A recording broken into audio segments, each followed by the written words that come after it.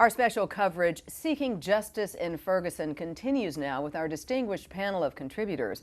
We are joined by Matthew Fogg, retired Chief Deputy with the U.S. Marshal Service, Pulitzer Prize winner and syndicated columnist for the Chicago Tribune, Clarence, and community activist, Reverend Cedric Harmon with the organization Many Voices. Gentlemen, thank you so much. We have a lot to talk about. First of all, the family just spoke through their attorney. I understand the forensic pathologist was there, and the family asked of the attorney and the pathologist, what else do we need to give them, meaning the police, to arrest the killer of my child?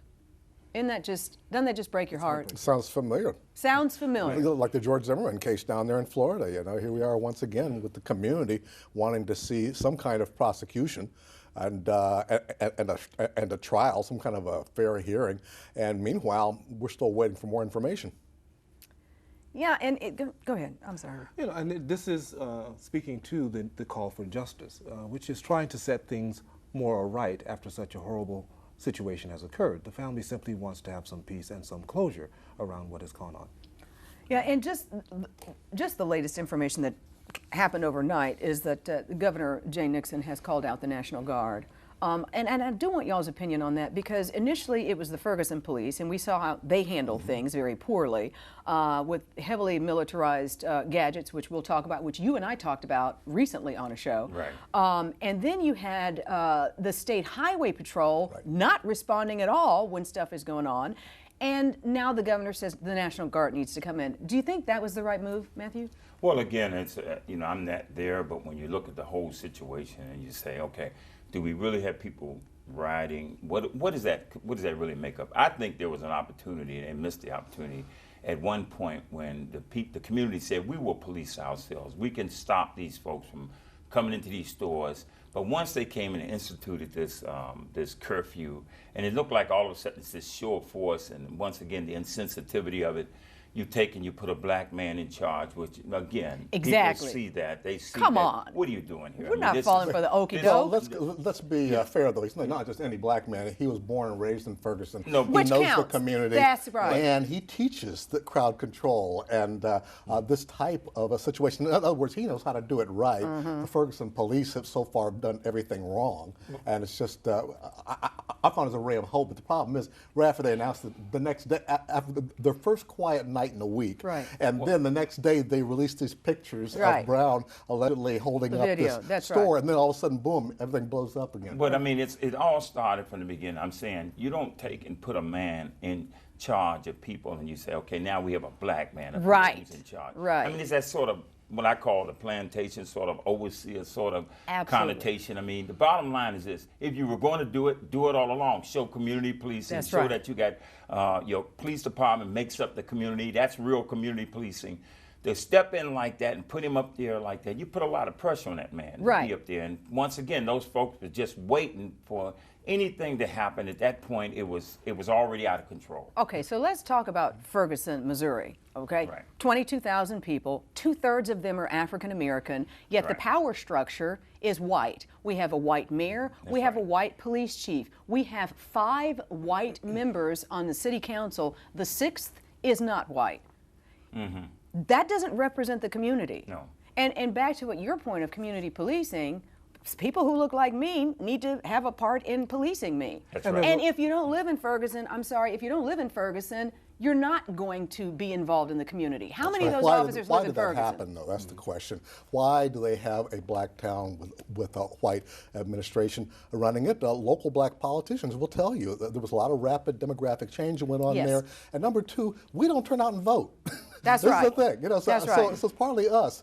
But partly at the same African time, Americans. when you do have a situation like that, then it's incumbent upon those who are in office to reach out to the community, and that wasn't done either. So I mean, everything you could do wrong, they've done out there. And this is the result of it. And policing, another thing, I always say this, I don't rely on the community to tell me how to do it. I should know how to do my job. That's right. So the bottom line is I already know in advance, I'm going to be policing people that are not from my neighborhood, from my community. So I want to make sure I have people there that can identify with those folks. I need to do that way in advance before a shooting incident or something happens that I know automatically is going to be questioned. That's right. So I think from the very beginning, the police command system was not doing its job, and it was sort of devaluing, minimizing the people there. And that's what I find in all the urban communities I go to. When it seems like people don't have a voice, they say, well, we can do anything to them. When all of a sudden you got a powder keg there, as soon as something happens, people are going to go berserk. That's right. And I believe that that's what the citizens of Ferguson are asking for. They're demanding that their voices be heard and that their grievances be understood. There's a long history in that area of St. Louis and St. Louis County. I grew up just across the river in East St. Louis area. And so that history is always at play. The racial history and the tensions there fuel this kind of happening. And then you have the death of yet another black man. We've had that happen way too many times in our country. And so people are really tired and frustrated. And every provocation and antagonistic attack upon another black or brown body just leads to more upset.